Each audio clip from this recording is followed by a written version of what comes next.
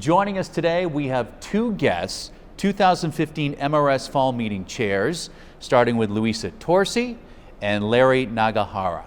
Welcome to you both. It's a pleasure to have you here. Let me get right to it. I'll start with you, Larry. The core of any MRS meeting is the technical symposia. So tell us about some of the trends or high points you're seeing in the research at the meeting this year. So I think one of the key points of this symposium, first off, Symposium A, which is education. I think that's something that you'll start to see more and more of in the years to come. And we emphasize that as being the first symposium of this. The other topics I think that you see, say in the biological fields, would be like regenerative medicine, going more disease specifics are other areas, as well as doing things like nanotechnology as one of our strong points in that area.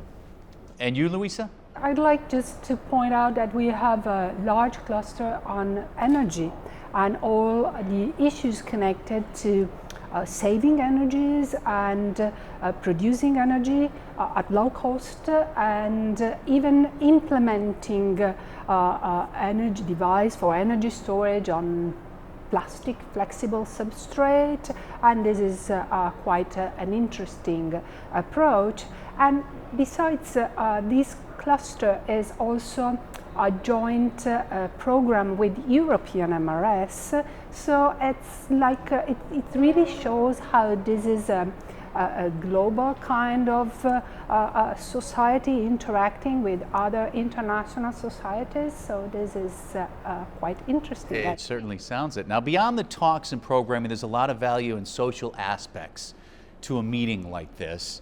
So how important are the hallway discussions and the networking when it comes to the MRS 2015?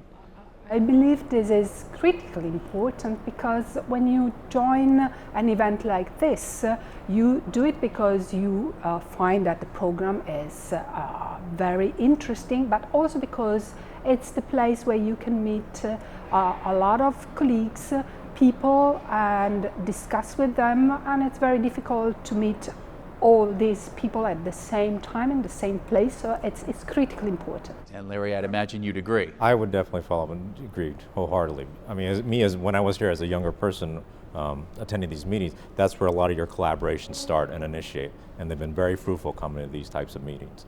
And I think that's the key to getting good science going, is through these types of hallway discussions. And we're here because you are meeting chairs. Obviously, it's a lot of work. A lot of run up to this. Why did you decide to volunteer for a role that huge? For me, I think one of the areas, and something in my area of research is more medical.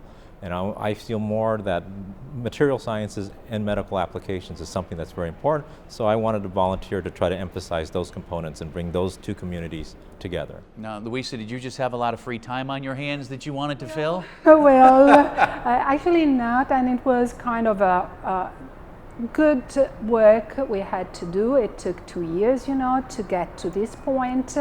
But it was extremely interesting and I loved it, and I really wanted to challenge myself in something like this. I mean, this is a huge conference, and I think we had some records in abstract submissions, so that was a good, rewarding news for us.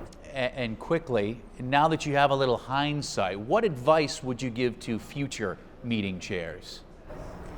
Well, be open to what comes from the ground, from the youngest scientist, which we think it's very important.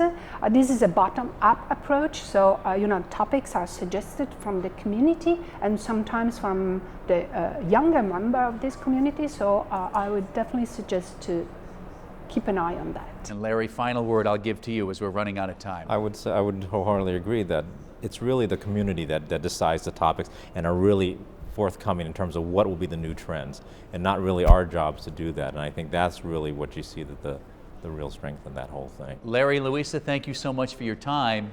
Enjoy.